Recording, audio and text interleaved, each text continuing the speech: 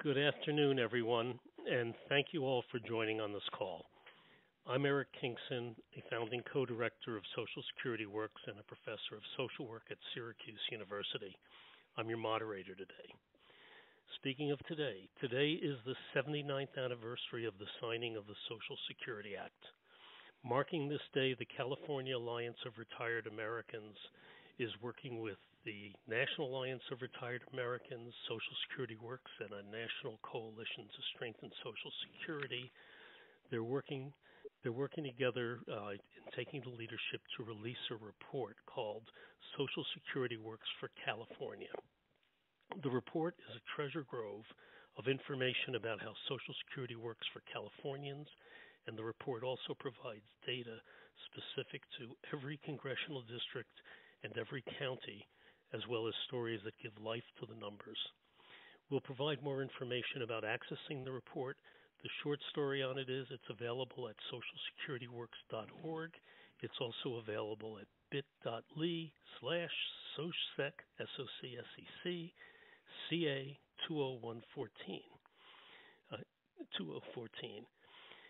I will make a few comments after Jody Reed, the director of CARA, speaks, and after Pauline Brooks and Andrea Gorman, two of CARA's distinguished vice presidents, to speak, also describing the report and discussing what the findings mean for Californians. After that, Lacey Crawford, the communications director of Social Security Works, will join us and coordinate the Q&A and provide instructions about how to direct questions to the presenters.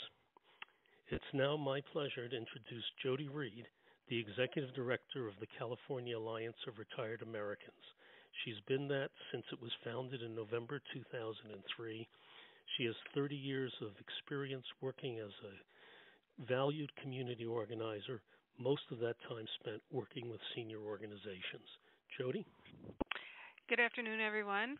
Again, my name is Jody Reed. I'm the director of the California Alliance for Retired Americans, and we are very proud to be releasing this report with Social Security Works and with our parent organization, the Alliance for Retired Americans. In California, there's over almost 5.5 million Californians who receive Social Security benefits. And though we are California's largest statewide senior advocacy organization, and there are 35 of us that are affiliated to the Alliance for Retired Americans, our focus primarily has been to bring together seniors from retiree organizations, community-based groups, senior centers, senior housing developments, together to work on issues to improve the quality of life for seniors and their families in California. And though the hope originally was to focus mostly on California-based policy initiatives, because Social Security and Medicare are the backbone of most of the programs that serve our elderly communities here in California, we would be remiss if we didn't also make sure that we were continually looking at Social Security and the importance it plays in the lives of seniors and their families, because in fact Social Security is a family program, and though the bulk of beneficiaries are people who are over the age 65, there are children who receive benefits, people with disabilities who are younger who receive benefits, widows and widowers who receive benefits, and of course the family members of all of these people who depend on Social Security to provide some sort of support and independence for the recipients of the program. And if they didn't receive those benefits, the family members would have to figure out, if possible, how to support their family members. It's lifted millions and millions of people out of poverty. And for California, because we are such a large state with such a huge number of beneficiaries, 1 in 7 residents in the state receive Social Security benefits, we would be in very difficult straits, both for the individuals who receive those benefits who would be living in poverty if they didn't have them, but also for the communities where these people live and spend their money. It's a huge economic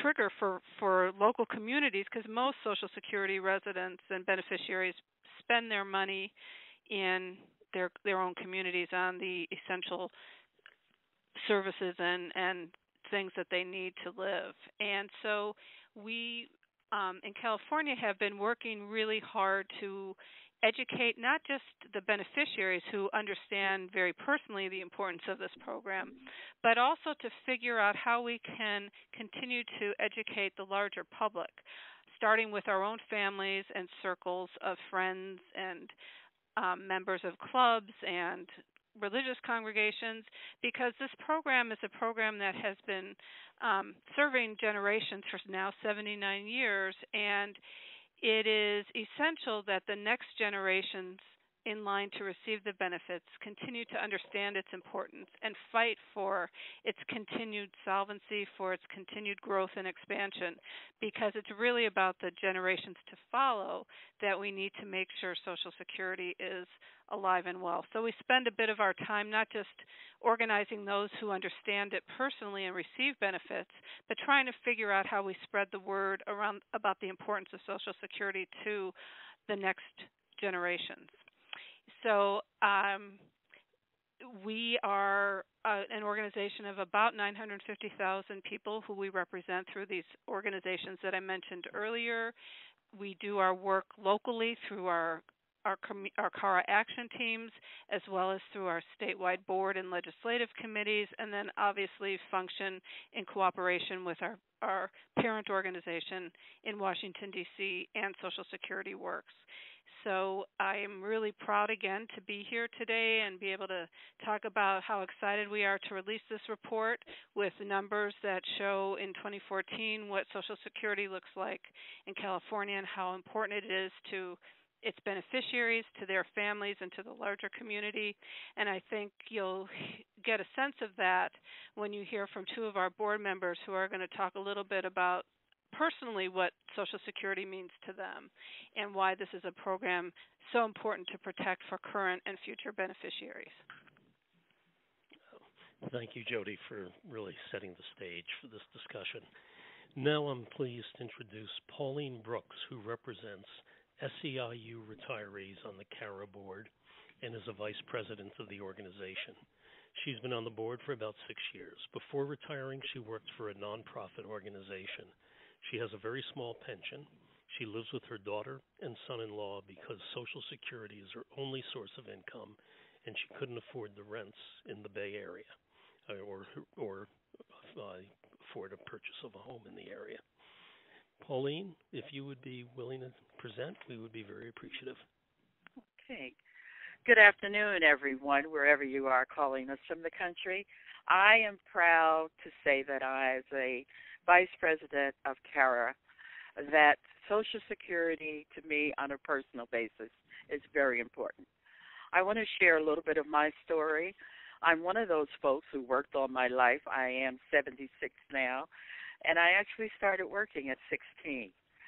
I spent most of my time on the East Coast originally, working in the wonderful apparel business, and moved up the ladder. But there was no provisions for pensions or things of that sort. I had the pleasure of being a designer. I had the pleasure of being a store manager and buyer and et cetera, and it was wonderful and glamorous. However, when you left, you left.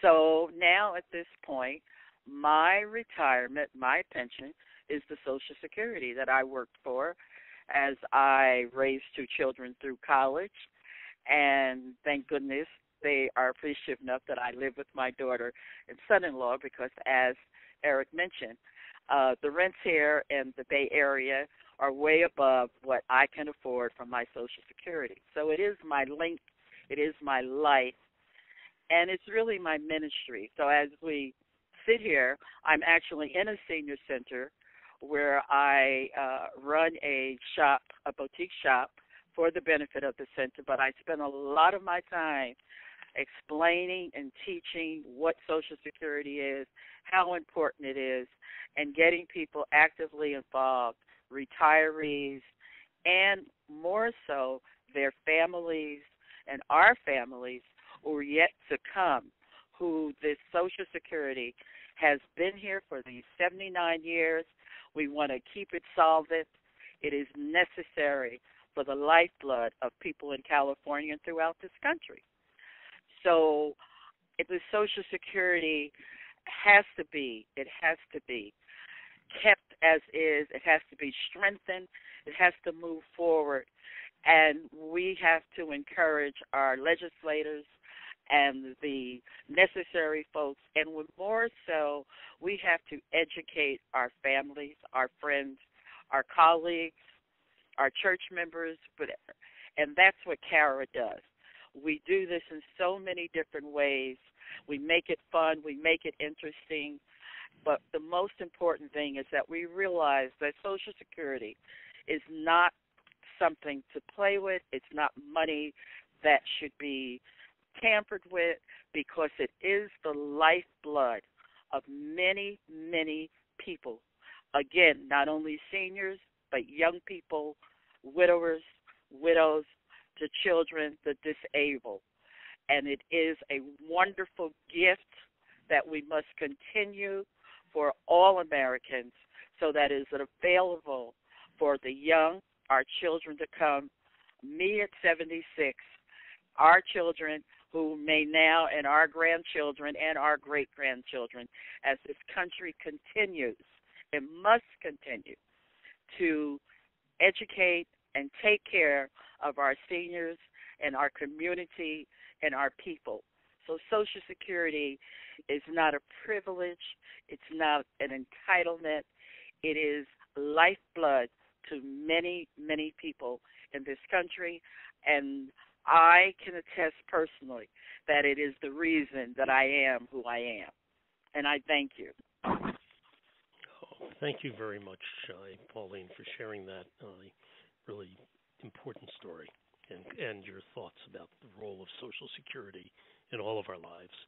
Now, I'm also very pleased to introduce Andrea Gorman, who represents the Machinist and Aerospace Union on the CARA board and is also a vice president of the organization.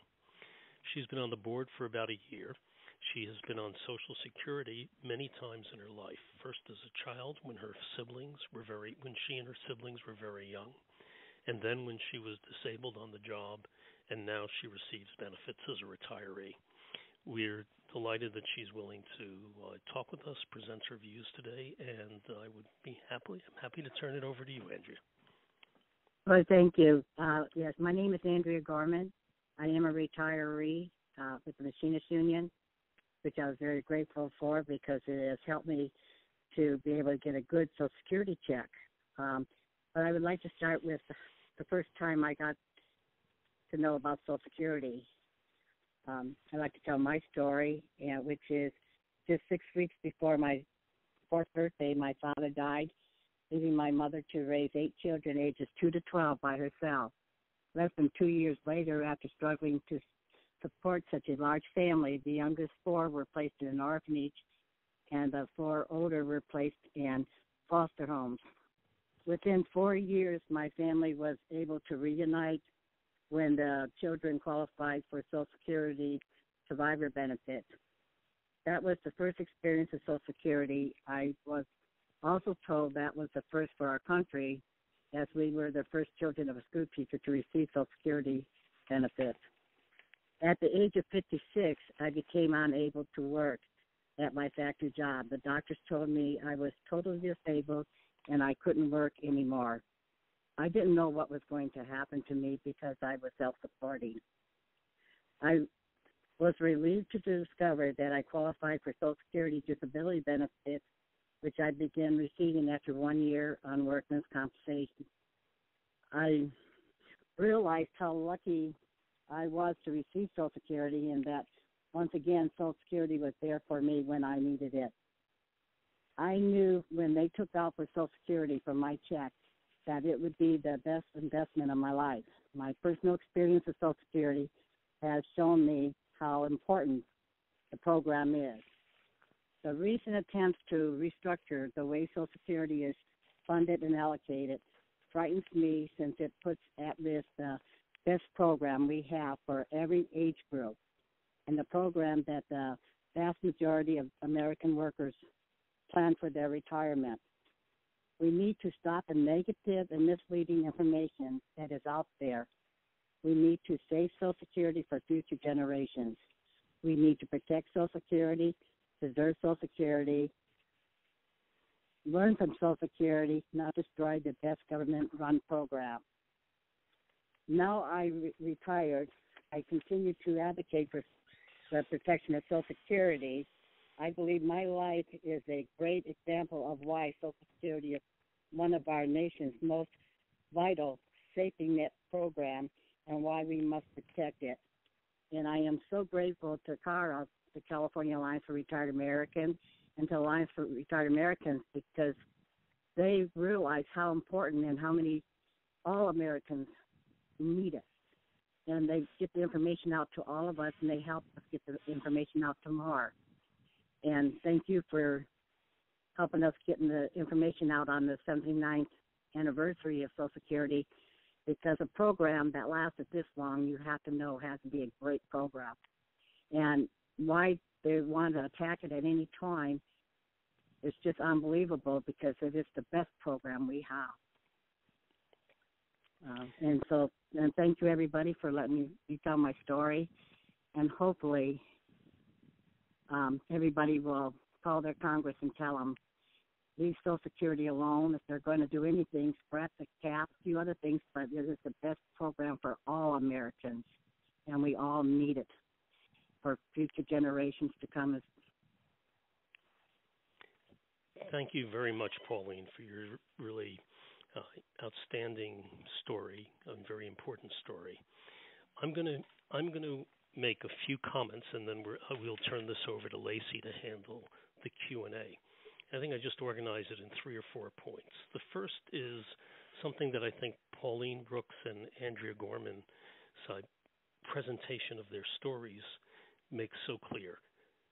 Putting aside all that, Social Security is much more than numbers, much more than percents of taxable payroll, contribution rates, and the like.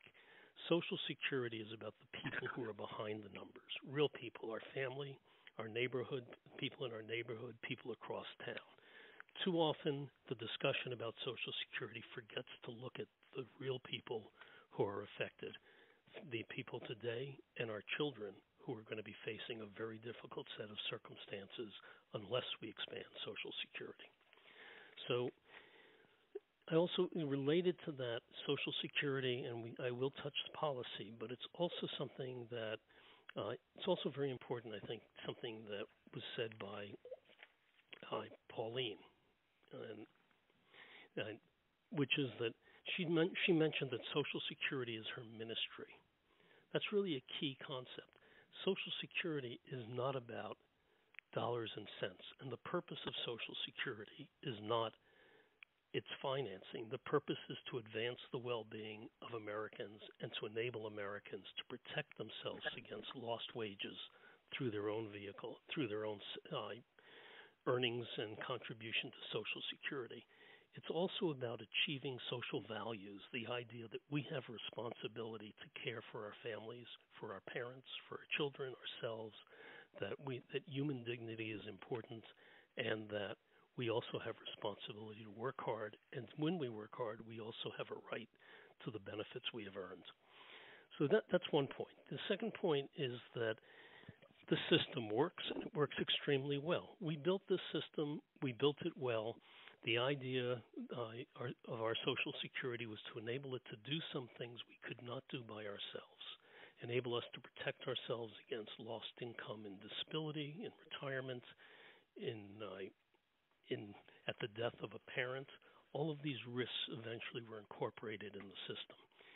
We built it to protect against that, and it has worked well through wars, through recessions. Social Security has never skipped a beat. It's extraordinarily popular. It is a solution to risks that every wage earner faces in our country. Third point, and will be the last one, is that today it is now time to expand the system. Just as Social Security was launched in the midst of the greatest recession the nation faced in the 20th century, deep depression, with the foresight that this was something to do to protect our future generations, it's now our turn to talk about how to expand it. Its modest benefits are just $14,000 a year. Those are important dollars for people who receive them, but they don't put you high on the hog. And the reality is that for young people working today and middle-aged people working today, 2/3 are moving towards a retirement where they will not be able to sustain their standard of living. We must expand Social Security in a variety of ways. We must do it for a number of reasons, also to strengthen the care that people give to their children, which we could talk about later. But bottom line is we are a rich nation. We can afford it.